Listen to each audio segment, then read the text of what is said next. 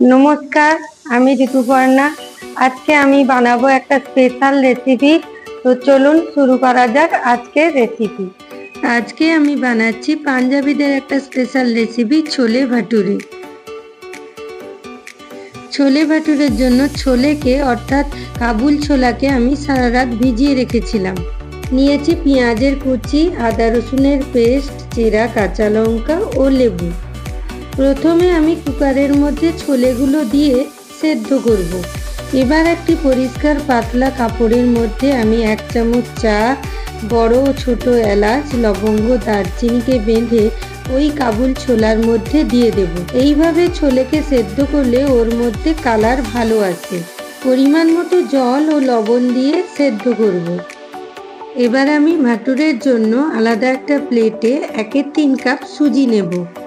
ওর মধ্যে 1/2 কাপ পরিমাণ টক দই দেব। 1 টেবিল স্পুন পরিমাণ নুন ও চিনি দিয়ে ভালো করে মিশিয়ে 2-3 মিনিট ঢাকা দিয়ে রেখে দেব। 2-3 মিনিট পর ওই সুজির মধ্যে আমি 1/2 টেবিল স্পুন পরিমাণ বেকিং সোডা বা খাওয়ার সোডা দেব। ভালো করে মেশাবো। এবার ওর মধ্যে আমি 2 কাপ পরিমাণ ময়দা দেব। ভালো করে ময়দাটা মাখিয়ে নেব। প্রয়োজন হলে অল্প একটু নর্মাল জল দেবেন, দিয়ে ভালো করে মাখিয়ে নেবেন। ভালো করে হাত দিয়ে ঠেসে নেব। আর ওই ময়দার ওপরে সাদা তেল বা ঘি অল্প পরিমাণ ছড়িয়ে দিয়ে 45 মিনিট মতো ঢাকা দিয়ে রেখে দেব। ছোলে আমার সেদ্ধ হয়ে গেছে।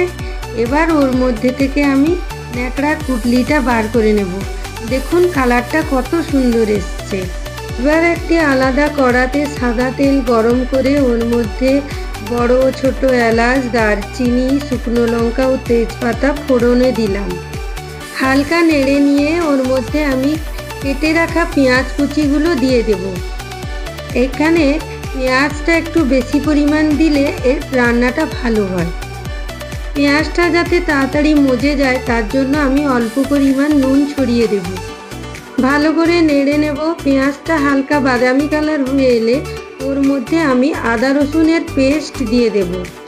আদা রসুনের পেস্ট দেওয়ার পর মশলাটা হালকা ভাজা ভাজা হয়ে এলে ওর মধ্যে আমি লঙ্কা গুঁড়ো, হলুদ গুঁড়ো, কাশ্মীরি লঙ্কার গুঁড়ো দিয়ে নেড়ে নেব। মশলাগুলো নেড়ে নিয়ে আমি ওর মধ্যে অল্প পরিমাণ জল দেব, যাতে নিচে না বসে যায়।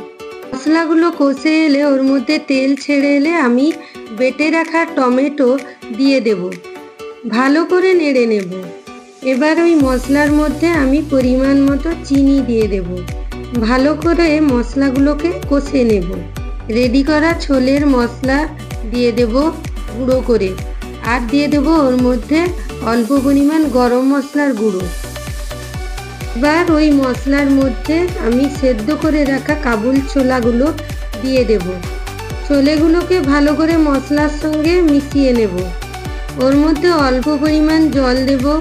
ছোলে সেদ্ধ করার যে জল ছিল ওই জলটা এর মধ্যে আমি দিয়ে দেব।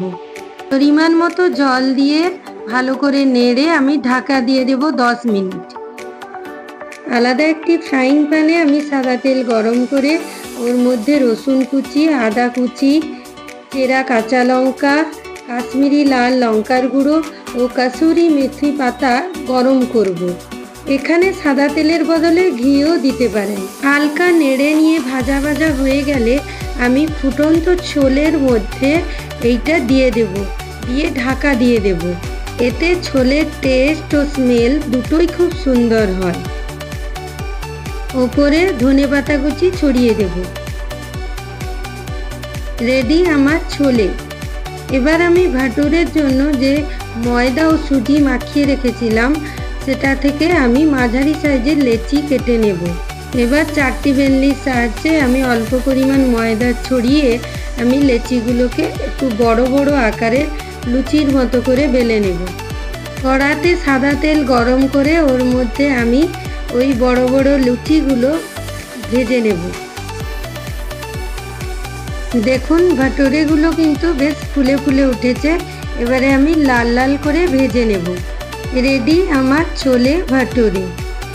ছোলের ওপরে বাটার বা ঘি, ফ্রেশ ক্রিম ও লেবুর রস ছড়িয়ে সার্ভ করুন ছোলে ভাটুরে। আজ এই পর্যন্তই, আবার হাজির হব নতুন কোনো রেসিপি নিয়ে। আমার রেসিপিগুলো ভালো লাগলে লাইক, শেয়ার ও সাবস্ক্রাইব করুন ও আমার ফেসবুক পেজের চ্যানেলটাকে ফলো করুন।